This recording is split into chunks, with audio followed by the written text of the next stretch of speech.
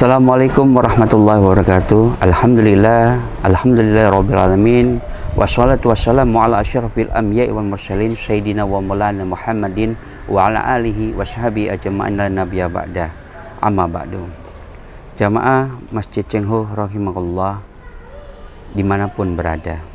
Alhamdulillah kesempatan kali ini kita akan membawakan sebuah kisah yang dimana ada pertanyaan dari masyarakat Basrah. Di zaman itu di Basrah terjadilah gonjang-ganjing gejolak.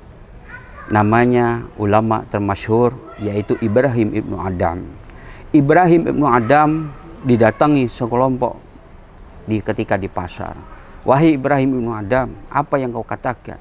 Tidak ada doa yang tidak dikabulkan oleh Allah. Ibrahim lalu merenung. Kenapa semua orang berdatangan kepada dia, protes setiap doanya tidak kunjung dikabulkan oleh Allah.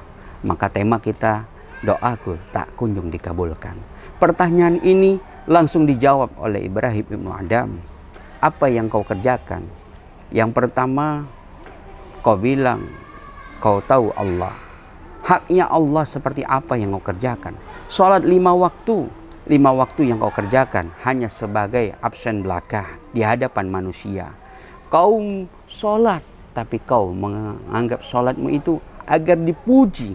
Padahal ibadahmu hanya untuk mencari ridho Allah. Inna sholati wa nusuki wa mayyahya wa mati lillahi rabbil alamin. Hakikatnya kalau sholatmu, ibadahmu hanya untuk Allah, insya Allah akan menjadi sebuah penerang dalam kehidupan. Kenapa doa tak kunjung dikabulkan? Berarti sholatmu, ibadahmu perlu dipertanyakan. Yang ini tidak didapatkan oleh setiap orang yang sholat.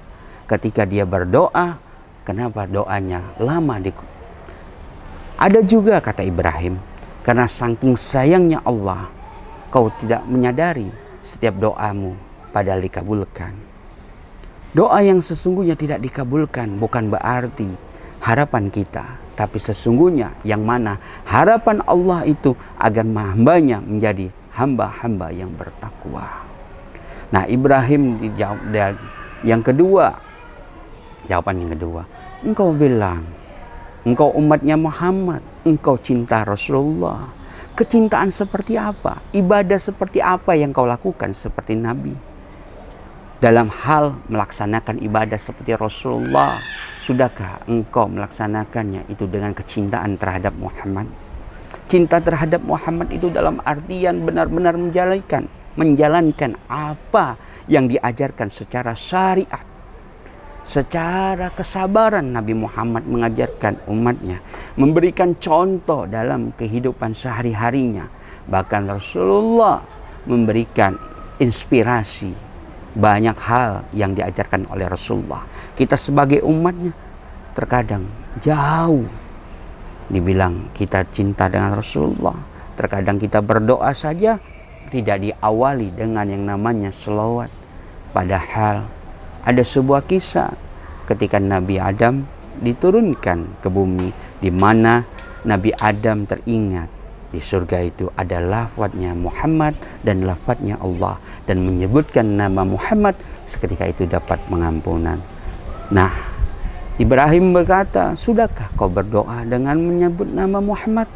Akhirnya jadilah renungan masyarakat ini. Yang ketiga, engkau bilang engkau musuh terhadap setan, tapi sudah diingatkan, wala tattabi'una khutuwatis syaitan innahu lakum aduwwum mubin, dan janganlah kamu ikuti langkah-langkah setan, sesungguhnya setan musuh yang nyata.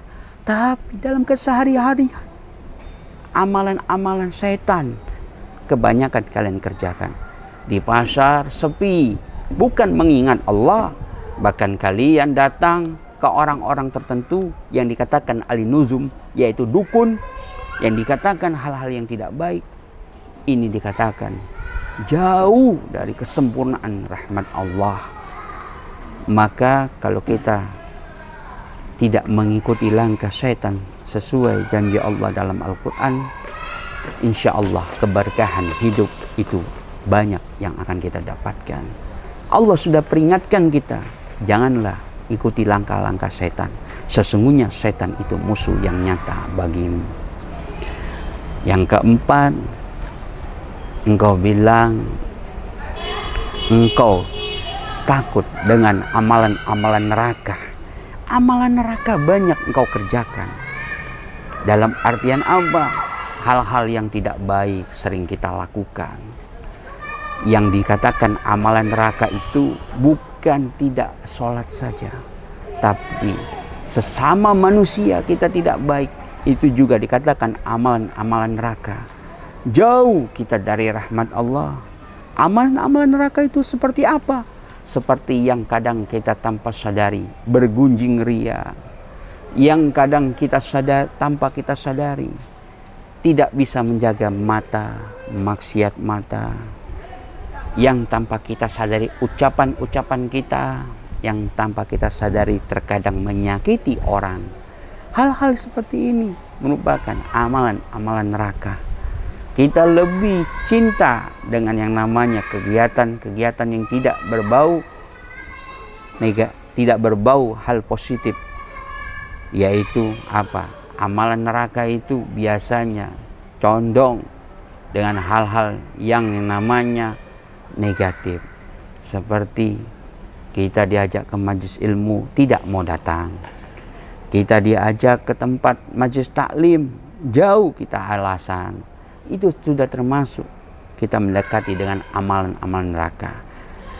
Yang kelima, kita menjauhi malah amalan-amalan surga. Seperti apa amalan-amalan surga itu? Ibadah kita terkadang sering menundanya. Ada panggilan Allahu Akbar, Allahu Akbar. Nanti dulu kita menundanya. Tunggu dulu, nanti saja, waktunya masih panjang. Tanpa kita sadari, kita diajak ke amalan surga, malah kita memutuskan amalan surga itu. Tapi yang saya katakan, malah diajak ke amalan neraka, kita berbondong-bondong. Na'udzubillah min dzalik. Seperti apa amalan surga dan amalan neraka? Ini ada perbedaan. Amalan surga lebih condong kepada tempat hal-hal yang baik. Amalan neraka kepada tempat-tempat yang negatif. Nah, tempat-tempat negatif itu jamaah Masjid Cengho lebih tahu. Yang dimana kalau kita berdoa kepada Allah, kenapa doa kita tak kunjung dikabulkan? Berarti ada pertanyaan. Kata Ibrahim bin Adam, kesalahan itu datangnya dari siapa? Manusia itu sendiri. Jangan sekali-sekali kita menyalahkan Allah. Kenapa? Dengan kita menyalahkan Allah, semakin jauh dari rahmat Allah. Perbanyaklah istighfar. Dengan istighfar mohon ampunan kepada Allah, insya Allah setiap doa kita dikabulkan oleh Allah. Dengan istighfarlah mohon pengampunan. Astaghfirullahaladzim, innallaha ghafurur rahim. Sesungguhnya Allah maha pengampun lagi maha penyayang kepada siapa saja yang mau meminta ampunan kepada Allah. Wallahu muwaffiq ila aqwamit thoriq. Wassalamualaikum warahmatullahi wabarakatuh.